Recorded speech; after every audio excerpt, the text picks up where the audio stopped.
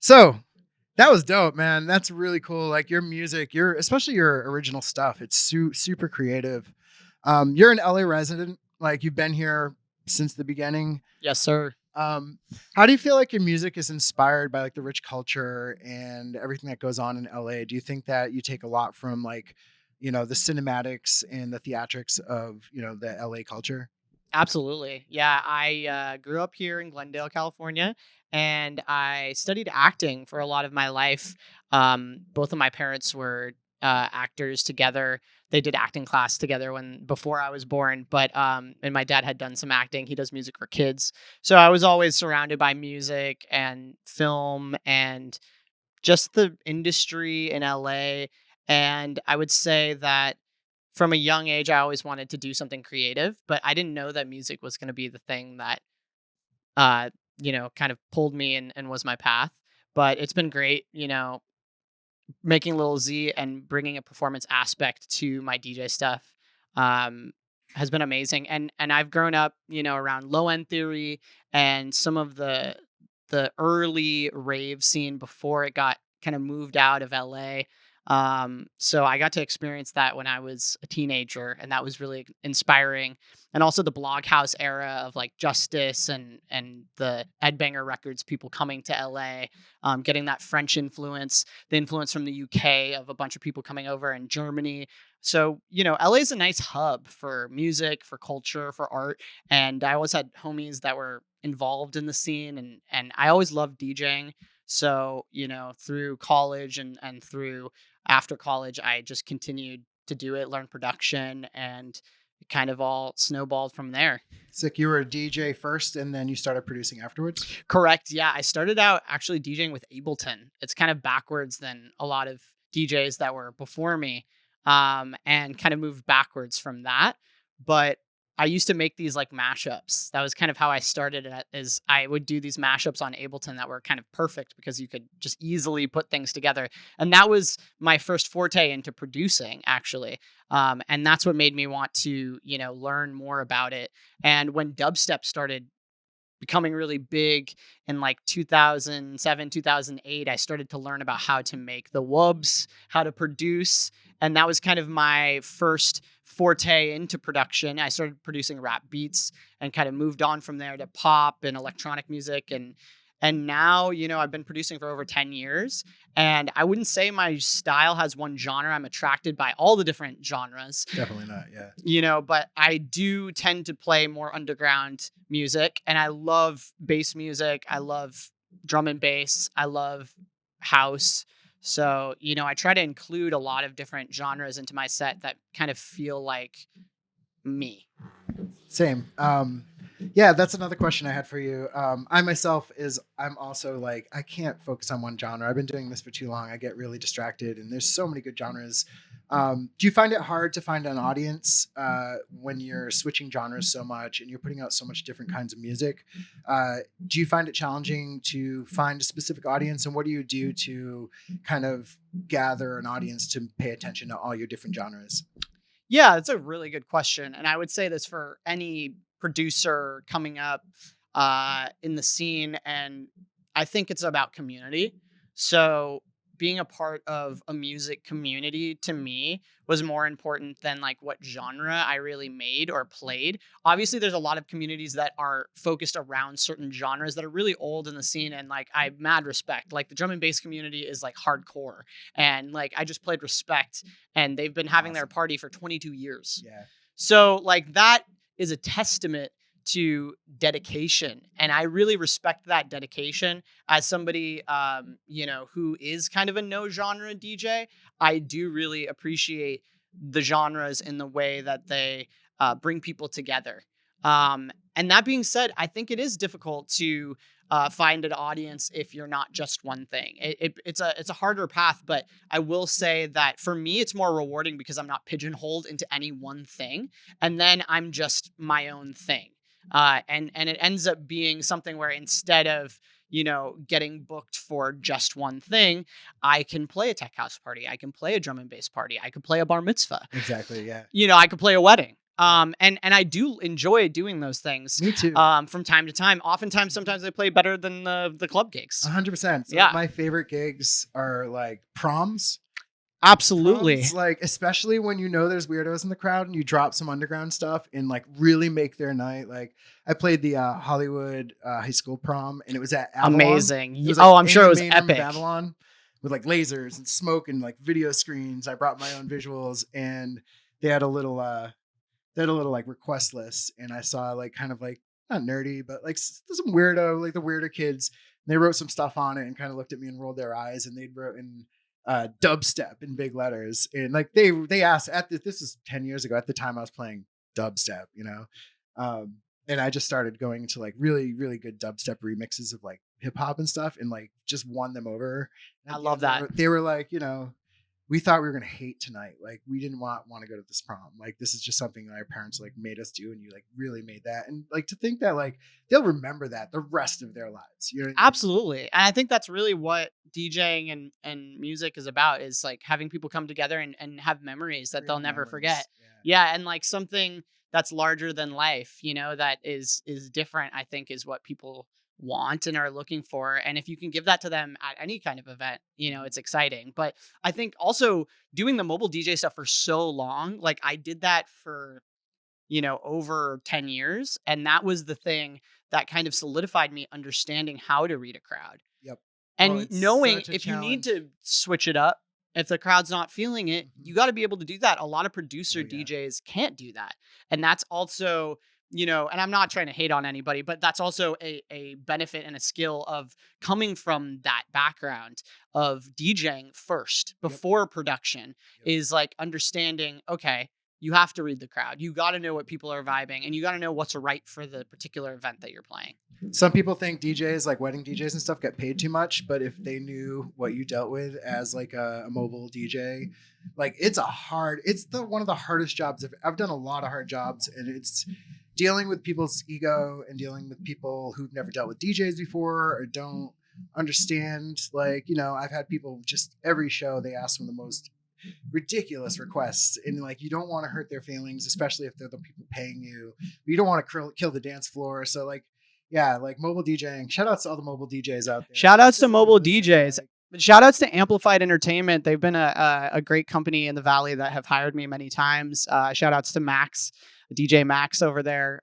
You know, I came up as a mobile DJ, and to just like learn those skills early on really kind of helped with my turntablism and just changing things up on the fly. And you got to know sound. I mean, you really have to understand how to set up everything, understand all the kind of back end of the equipment. And for any DJ, it's vitally important, because if something goes wrong, you got to know how to fix it. Yeah, no, there's nothing worse. I've been at parties before where the DJ's gear breaks and they don't know how to fix it. And I'm like, should I help them? I guess I'll help them. I've been at big shows, like big shows where I've seen like big artists and like they're on their laptop and the mixer goes down or something like that. And it's like, I saved Sasha and Digweed. I saved Sasha's life at, what was the name of that? No, it wasn't Coachella. It was the one in Tennessee. Bonnaroo. Bonnaroo. I was front row. I'd done sound for Sasha at Avalon for a residency he did there, so we knew each other a little bit. Like I'd done sound for him a bunch of times and helped him set up his gear a million times. And we were at Bonnaroo, and I was front row to see him. Super excited. It was a Sasha and Digweed set, and they couldn't get the sound running. And they had a sound guy up there, and he didn't know what he was doing. And I could see the cable was unplugged on one of the CDJs. It was in the phono. Oh and my God. It's in the phono. And I grabbed the security and somehow convinced the security to get Sasha, and he pulled me up on stage and I plugged that in. Legendary. Like 50,000 people started screaming. And I got to like sit in the booth with them and drink champagne the whole set. It was like one of the highlights of my life. Like, do you want to be our sound guy on tour? Yeah, right. Yeah, it was amazing. I was just like yelling. I'm like, it's the cable. Man, I remember, you know, the first time I ever saw Sasha and Digweed, I don't know if I saw them after this, but I saw them at Coachella. It must have been in like 2008 or 9. It was the year that Prince played, and they were playing the same time as Prince. I'm pretty sure that was the first time I ever tried ecstasy, and it was Portishead, Prince, and a Kraftwerk. Yeah, the year I missed, I worked every one but that one, and it's like the best lineup they've ever had. I think that was the first time that I had experienced that, and it was unbelievable, I have to say. Yeah, man. Like, But don't do drugs, guys out there. Don't do drugs. my volume up. Cool. All right, let me turn myself up a little bit. How's that in the chat? So let's get into. You were telling me your dad is a children's musician. Yes. Did they have a lot of influence? I'm assuming you had a lot of influence on what you do now with Little Z. Were you into puppets before? Or is this something that you just kind of thought of later in life, or was this something that you've just been doing and you like wanted to incorporate it into your performances? Amazing questions. So kind of both. So I studied acting at CalArts, and I was there for 4 years. And while I was there, I took some puppetry courses from Janie Geyser and Susan Simpson, who are both incredible experimental puppet filmmakers. And I learned how to build puppets. We did different styles of puppetry, like shadow puppetry and bunraku puppetry. And after I graduated, it's funny because they were the only ones in the theater department that actually gave me jobs after I graduated. So I did three or four different puppet shows with them at Automata, which is a puppet space in Chinatown. I don't think it's there anymore, but it was there for a while. And they did a lot of experimental, like gallery style puppet theater, which is really cool. I wish I would have known about that. It was really cool. They still have a website if you want to go check it out. They have their work on there, and I was a part of a few shows there, and that's kind of where I learned how to puppeteer professionally. And I hadn't ever done the Muppet style of puppetry, but my friend Jared was really into it, and he kind of taught me a little bit about how to puppeteer with those styles of puppets. And then I had a friend named Manny, and Manny was the creative director for a brand called Champion, and they're a really big brand now. But before, when I met him, they were just kind of starting to do the streetwear stuff. They had been involved, in the underground hip hop scene for a long time, but they weren't like in Urban Outfitters and like all these things that they were now. They're massive now. So I met him on the street, and he was like showing me pictures of like celebrities wearing Champion and like a binder. It was hilarious. He had like a little binder, and he was like, "Hey, yo," he's from New York. He's like, "Yo, look at this picture of Kanye wearing Champion." Like nobody knows what Champion is, So I quickly became friends with him, and I remember one time I was telling him about my DJ project, LMNOP, and like my dad and, kids music. And he was like, "You know what? You should make a puppet of yourself and he should DJ." And when he told me that clicked in my head because I had already done puppetry. I was already involved in it. I was like, of course. So I just bit the bullet, and I paid a really talented puppet builder designer to make Little Z. Shout out to Nate Hernandez, Rad Puppets. If you guys ever need a puppet made, he's fantastic. Also Rachel Burson, she's fantastic if you ever need a puppet made. But yeah, those were the people that kind of helped me build Lil Z, and I had him for a couple of years before I figured out how to DJ with him and like what I could do with him. And I used him in some content, some music videos. So that was kind of like the birth of that. But now I'm starting to think of it as a part of LMNOP and my project. And he's his own person. He's 100%. yeah, killed it tonight, he's man. crazy. Yeah, that was a fire set. Like, how long's he been DJing for? He's brand new, but you could never tell, man. You could never tell. Man, he's got a good teacher. He's crazy on the decks, and it's it's all because of me. Yeah, we need a bio just for him. Yeah, 100%. Follow. He has his own Instagram though, right? Not yet, but he does have a TikTok. It's cool. Lil Z is God. Lil Z is God. Follow him on TikTok. I'm sure Lil Z is God. There's some good Lil Z content. More coming soon. So there's actually a lot of like puppetry that happens in LA. Were you inspired by did you go to Bob Baker's or anything like that? Absolutely. Yeah. I'm a huge fan of Bob Baker. Shout out to Bob Baker's. If you don't know what Bob Baker's is, they're always fundraising. They're an incredible, over 100-year-old puppet, they're like the Phoenix. They just die and then they rise again. Yeah. If you want to, they're good for kids. They're good for adults. They're a marionette show. They're from LA. They've been here for 80 years or something. They still use the same puppets that they've been using. It's a piece of history. Yeah, and a lot of those puppets are what inspired Disney stuff. Early on, they were doing those puppet shows around when Walt Disney was creating Disney in LA. Exactly. Yeah, it's such a piece of history, and they work with a lot of youths from like inner city youths and stuff, Yeah. and like gang risk member, like ex gang members and stuff as kids. I met a kid there who was in his 30s, and he was in like a really violent gang, and he learned puppetry and joined Bob Baker, and he's been teaching kids puppetry since he was like 19 years old. I think I worked with that guy. I He's remember him. amazing. Yeah. He's such an inspiring. I forget his name right now. Because some of the people from Bob Baker would also do shows at Automata and like the puppet community in LA is super small. Do you know about what's the guy that does the bike show, the Ott? Yes. Yeah. Yes. I know what you're talking about. Where is that? It's like somewhere. It's in Chinatown. Oh, Or, okay. no, K-Town. K-Town. That's where it is. We just walked by one night, and if you don't know about it, it's a gentleman who has this giant bike that like a tricycle that travels around, just sits up on like not just like random intersections, and does these really, really insane marionette shows. They're dark, but they're like beautiful. They're like operas. Marionettes are so difficult because of the amount of small, minute details that it takes to actually make them come alive. It's unbelievable. We were just walking down the street to go to a barbecue space, and there was just like a bike with a little stage with nothing, with music playing. And we just like sat down, and this beautiful, like I was in tears by the end, like full on show happened. By the end, there was like 15 or 20 people that were just walking by me like, what is this? But I don't know if he's still doing it, but yeah, check him out. His name is Ott. I remember it's something Ott. I'll look it up and put it. I know who you're talking about. I've passed by him before, but I've never actually I gotta seek him out and watch a puppet show.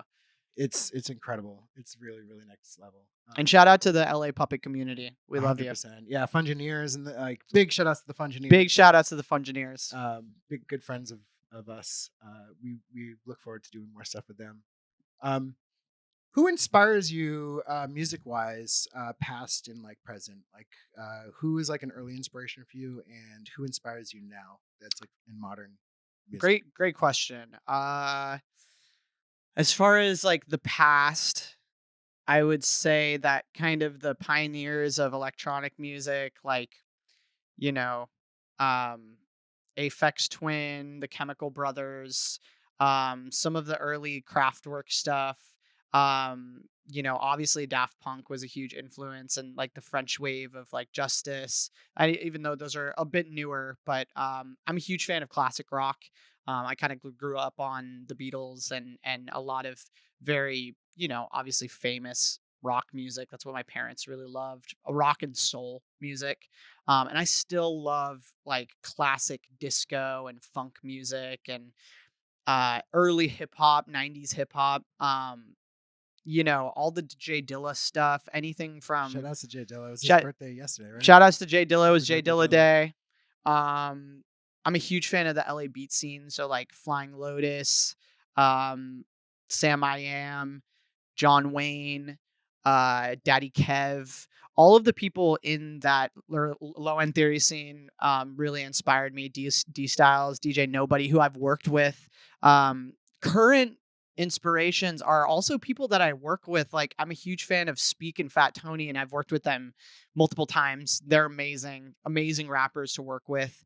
I'm a huge fan of like people like Lido and Cashmere Cat, who are kind of like behind the scenes producers, but who are pushing a different style of sound, which I love. 100%. I want more of that Cashmere Cat sound. Oh, so good. It's and lush. I just love the lush, like melodic stuff. As far as like newer music too, Imanu is amazing. As far as he's a super young producer, I think he's like 18 or something like that, but he's pushing the boundaries of drum and bass and has done stuff with Noisia. I played one of his tracks tonight. And yeah, like the bass music scene, I'm a big fan of Saruda. Shout out to everybody who's been on the show is shout out Saruda. He's around, he's a chill guy. Carmack and like that whole like Soulection scene of people are huge influence. Sam Gellatree. Sam's so good. Unbelievable. Not on enough lineups in LA though anymore. Like it's been a couple of years. There's not been a lot of shows, but like. Well, he started to do like more live stuff himself and like sing on his own stuff too, which is really cool. Yeah, I'm a huge fan of house music. I've been a huge fan of house music and kind of the new tech house stuff that's been happening in the underground. It seems like it's been growing so much and like been pushed forward by people like Dirty Bird and Space Yacht and Brownies and Lemonade and all these kind of like local people who are continuing to push the scene. So shout outs to them and giving opportunities to artists. Yeah, you were talking about Space Yacht earlier. What is Space Yacht about if people don't know about it? Or was the other one you mentioned Scenario as well? Yeah, absolutely. So Space Yacht and Scenario are both parties that I performed at. And last year I submitted my tunes on this thing called Tune Reactor. Actually, I did it the year prior to that. And Dr. Apollo, who is my friend David Hiller, close friend, amazing drum and bass producer, he recommended that I submit on Twitch my music to Tune Reactor. And what you do is, I think you pay like $5 and you submit your music and they listen to it on the air. And I did that with Space Yacht, and it's run by Rami and Henry, who are awesome guys. And they just started their own Space Yacht label, but it is a party that has been happening for the last 7 years in LA at Sound Nightclub. And they do all different types of electronic music, but they are specific about electronic music. And so I submitted a song that I did with Dr. Apollo. They signed it to the label and they had me send them other tunes. And then they signed another tune called Trash, which we did a music video for the release. So we did the Trash EP last year. And it was kind of, a funny song because it was about how bad music is good and like how sometimes you just love bad music. So that was kind of the whole premise is like, this is trash, but I like it like that. I love that tune. Yeah, it's really good.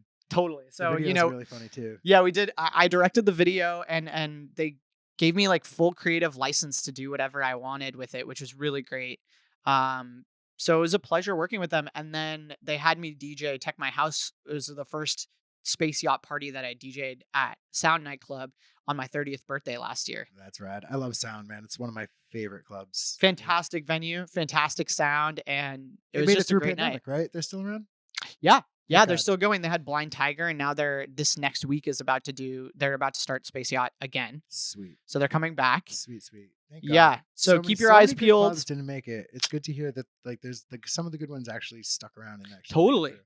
Yeah, So- and people are still going. So shout out to the people who are still, going through and also, they're about to start doing drum and bass. So Woo. keep your eyes peeled for those parties. Scenario also is another party that's grew out of Low End Theory, Daddy Kev's party, and it's at the Love Song Bar at the Regent. And I played last year. It was just another kind of amazing moment where he put me on the same lineup as Ryan Porter, who is headlining. And Ryan Porter is legendary, has also made kids music, but is a jazz, just like connoisseur, amazing player. And he brought Kamasi Washington.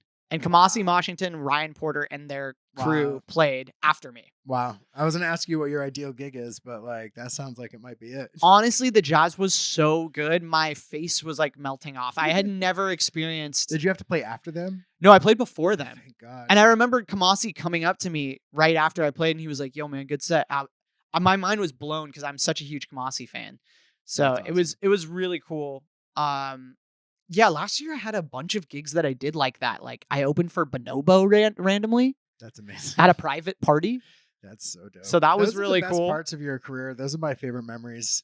I accidentally opened for what's their name? The Psytrance, the really big Psytrance guys. I'm not even to them, but like people like flipped out. Infected Mushrooms. Oh yeah. Oh, Yeah. amazing. Yeah. For like 5,000 people. Like the headliner didn't show up, and they were like, "Do you have music on you?" And I was Like, let's "Oh, go. let's go. I guess I'm playing trance." You just got to So be I ready to played- I go. played trance and dubstep, a mix of trance and dubstep in one set, and won the crowd over by the end. Wow, that's It was amazing. really scary. I was like, I'm not going to say no to this, but this is going to be real weird. That's I don't have really much- I sick. don't have that much four on the floor in me. I like played as much as I could, and I was like, all right, we're going to dubstep now. But luckily, like Infected Mushrooms crowd is pretty ruckus. Yeah, They're kind of dubstepy. they're you know, alternative for yeah, sure. Exactly. They're heavy. They're more like a metal band that does like psytrance. But yeah, there's like a little mosh pit and stuff. But There you go. yeah, that was a fun one. That's Yeah, legit. Yeah, those gigs where like things happen last minute, man. You can't beat them. That's what it's Yeah, it all was about. so funny. I remembered like this private event that I did that Bonobo played at. It was Bonobo and Marquise Wyatt and me. Oh, shout out to Marquise. Yeah, shout out. He's a legend. Yeah, he is one of the first people I met out here as DJ wise, and introduced me to some people, and yeah, kind of got me on my path out here. We don't know Wow, each that's other so well, funny. yeah. Small world. Yeah, He we was don't know each super other nice. well. I haven't seen him in years, but like he's definitely introduced me to the right people right when I got here. He was so nice. He's so He was nice. like, He's just doing his thing, you know. But yeah, it Nice was dude. so funny. I remember I played a couple tracks in my set, like some Todd Terje and some kind of like alternative like African like house remix. And Bonobo played two of the songs that I played in my set. And when he played them, he looked at me. He remembered that I had played them. I've had that happen. He was like, before. "Oh, Yeah, I played before who was it? What's his name? Borgor. oh I yeah, opened for wow." Borgor, like right before him, and in the middle of my set, the manager came out and started yelling at me. He's like, "You've played like 5 songs he was gonna play. Like, you need to bring it down." And I was like, "He's Borgor. Like, doesn't he have like dubs? Isn't he gonna play all originals or like how is he playing top 40? Like, it was like not top 40, but it's like stuff I got off Beatport." And I'm like, "Come on, man." That's so And funny. I just slammed it the rest of the set. Borgor is like, "Tell that guy to stop." Yeah, he was like, "Stop stealing my he set." was pacing around. He was pacing around in the dressing room, being like, "Because He's like, "Baruch Hashem." Oh I know god. that feeling myself. Like, it's the worst feeling when the DJ before you starts playing all your fire. And you're Oh, like, for sure. What do I do? Yeah, That's really funny. yeah. It's happened a bunch of times. Actually. Shout outs to Jewish DJs. Yeah, shout out to Borgor. Borgor. He didn't care too much. He just started dropping like really heavy, just metal in the middle of his set. Like, it was one of the best sets I've ever seen. He had That's girls epic. spraying whipped cream all over each other on stage in swimming pools. And, Oh yeah, what was that song that he did that where he's like, whipped "The cream. first do the dishes." Yeah. Oh my god, that was A like different time. a very different time. If that song came out today, that would not. He would have been go canceled. down. Yeah.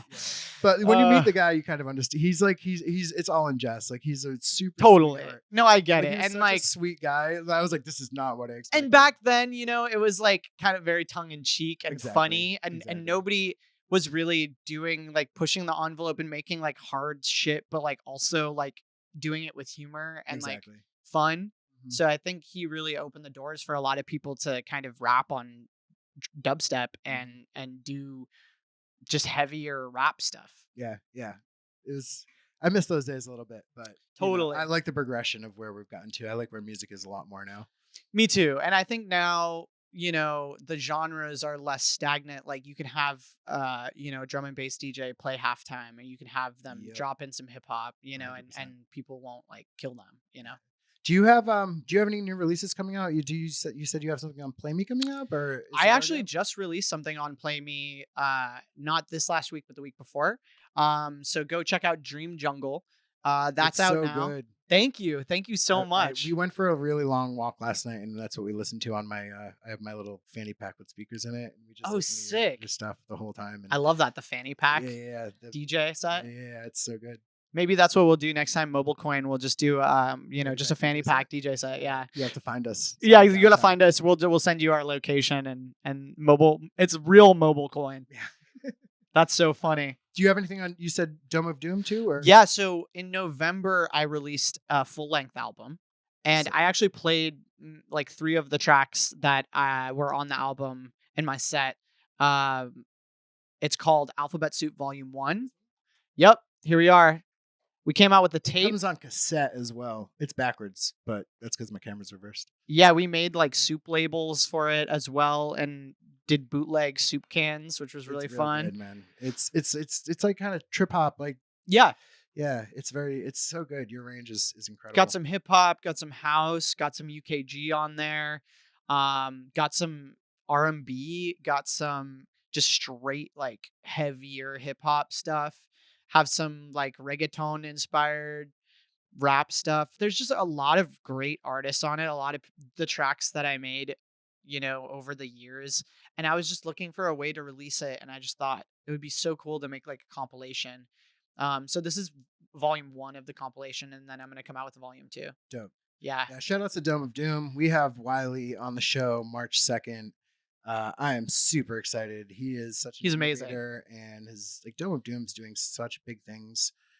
in also staying really weird and underground. You know? Yeah, 10 years. They've been around for 10 years. And also it's so cool that they've been branching out and like working with artists like Quarter, who's like young and also in the house music Yep. scene. So Wiley's definitely been like a champion for a lot of like really cool underground artists, and with releases with like Bleep Bloop and Ahi and Daedalus, who is by Shout outs far one of my Daedalus. favorite producer and DJ. Shout outs to Me Daedalus. too. You're amazing. Inhumans, I don't know if you ever met him, but he is like The sweetest the guy. sweetest guy. I actually met him a bunch of times just doing weird stuff with Twitch, because he does like a lot of stuff for actual Twitch streams and stuff. And Very cool. he had to borrow my pants the first time I met him, because he brought his suit and he forgot his like, he lost the bottoms of his like suit pants. Oh, He just left no. them at home, and I had similar looking pants. He was like, those will work. He had sweatpants on. He had like gray sweatpants in his suit, and he's like, "This is horrible." And I was like, "Dude, what size are you?" You're probably similar size. He wearing my pants. So Daedalus He wore your my pants? for a set on That's Twitch. amazing. That's such a good story. Yeah, it was a really funny day. It was I just have a like- funny Daedalus story too. I saw him once at Low End Theory. This was before he was gonna play, and I had seen him somewhat recently. And he just came like I came up to him and he was like, "Hey, what's up, man?" I was like, "Hey," and then he was like, "What do you want to hear tonight?" He literally asked me what I wanted to hear. I was like, I don't know. You're Daedalus, like.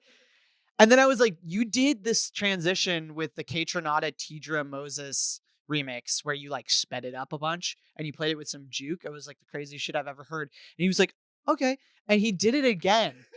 He did it live again and looked at me when he did it. Oh, that's so good. Unreal. I Yeah. just saw him recently at the Dome of Doom 10-year anniversary party was last there. year. You were there. Oh yeah. Oh, we're in the same room. There we Melted go. My brain. That was one of the most insane sets I've ever seen in my life. I've seen in the bass waffle set he played. Bass waffle set he played was my favorite bass waffle set. I was there of for all time. that too. Just watching him use his little toy, that thing he had. I don't even Yeah, know he what like to call it. DJs with the modular. Yeah, it's my. How do you do that? I don't know. And then for the one at the Dome of Doom 10-year anniversary, he used the monome again. He went Yep. back to using the monome. Yep. Yeah, I that miss him. I guy's wish a- he was still in LA, but he's a wizard. He's teaching at Berkeley. Berkeley, yeah. I saw him. Congrats. Shout out to Daedalus. Shout out to Daedalus. We're gonna get him on the show eventually When he comes back to LA for sure. Yeah, I mean, we might just fly him out here for it, but he's so busy. I think he just recently had a kid too, right? Did he? I didn't Yeah, know that. Wow. yeah. Oh, congratulations. That's Yeah, awesome. he's I don't know, he's really. out here living his life. That's awesome. Sweet. All right, we're about at time. I think we have one more question. I think Lee usually asks the question. Did I you want love to- it. Okay. If you could take any puppet, living or dead, to dinner, where would you go to dinner? Oh, and like what puppet would I take? No, just where would you go to dinner? Oh, okay. Well, I would probably take them to El Coyote, which is where my parents had their first date. That sounds great. Did you have a puppet in mind to date? That's a really good question. Maybe Triumph, the Insult comic dog. Big Triumph fan. Can I crash this date? Oh yeah, you're invited. Great. Excellent question. You know what this is a great date for? For me to poop on. That's a Triumph. Triumph, the Insult comic dog. I wonder if we'll ever. Conan's done, right? Is Triumph still around? I don't think so. Triumph was like belonged to somebody else, like the rights or something. Yeah, there was something about there. Bummer. Rip Triumph. R.I.P. Triumph, but also another huge fan of, I think probably close second would be Wonder Chosen. Clarence from Wonder Chosen. Yes, another show I miss. R.I.P. We need more puppet shows. We do, and Shout out to the puppet people. They've been trying to get a show. I mean, they have some YouTube show. I don't even know their name. The puppet people. I don't know. Our homies from LA that do puppet stuff. Oh, cool. Yeah, yeah. there's not that much funny, good puppet content other than maybe like Crank Yankers. Yeah. But hey, you know what? There may be something in the near future. Let's see. Keep your eyes out. Well, thank you so much for hanging out. playing music, Absolutely. sharing. I know Lil Z had to bounce out early. He had Yeah, he had a he's flight. been hopping all over the world. So That's incredible. Thank him so much for joining us. And thank you for tuning in to MobileCoin Radio. We're here every week at Wednesday at 6 p.m. Like I said, up next we have Wise. We're going to play some drum and bass next week and talk to her about drum and bass and stuff. Then we got Murillo. I think he's going to premiere a bunch of new stuff. We got Wiley Cable, we have the CEO of MobileCoin, Raffle Cactus, coming in to play a DJ set, and we're going to talk about MobileCoin Radio. We're going to talk about what we are and why we do what we do. And then we have EP is cool, because EP is cool.